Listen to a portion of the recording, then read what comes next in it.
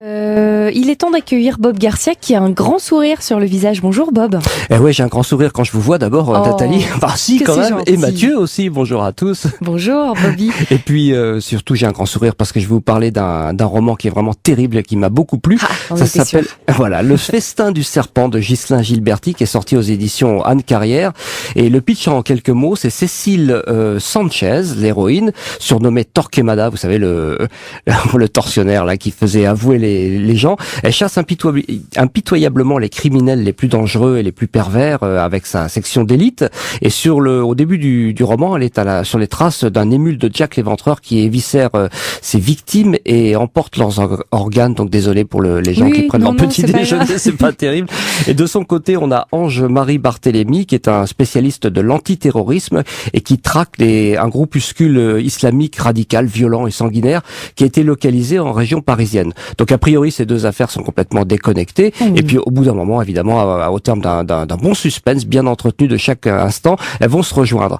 Et surtout avec ce livre, Gilberti signe un thriller étourdissant et sans le moindre temps mort. Et on a du mal à imaginer que ce soit son premier roman, tant le fond et la forme sont maîtrisés. On y croit d'entrée, on est plongé sans préambule au cœur de l'action, les personnages sont campés avec une rare autorité et aucun détail n'est laissé au hasard, qu'il s'agisse des connaissances religieuses, des procédures policières ou même des techniques de combat. Le tout est servi avec une écriture vive et d'une précision quasi chirurgicale. Enfin, c'est vraiment bien fichu. Et le sujet traité, donc la lutte contre le terrorisme islamique, pourrait prêter à de dangereux amalgames. Eh ben, au contraire, Gilberti fait la part des choses avec intelligence et évite tous les pièges. Donc c'est passionnant, bourré d'informations et parfois à la limite du documentaire policier pratiquement.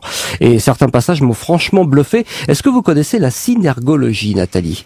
Ça me fait peur un petit peu ce mot, mais en fait je crois que oui. C'est une technique d'analyse, de décryptage du langage corporel. C'est exactement ça. Et ben justement, cette analyse corporelle, donc la posture, les micro-expressions du visage, les tics nerveux, comme le nombre de battements de cils à la minute par exemple, permettent de décrypter la structure psychique des individus les plus tortueux, les plus pervers.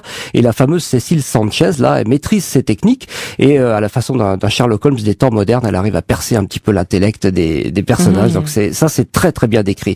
Donc bref, si vous avez envie de vous offrir 552 pages de pure adrénaline, je vous invite à lire La Morsure du Serpent de Ghislain Gilberti, sorti chez Anne Carrière dans la collection Thriller.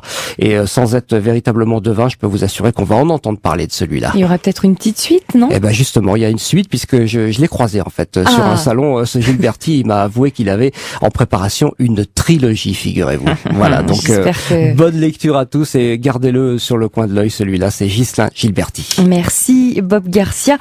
Ça me donne envie de battre des cils, cette petite chronique.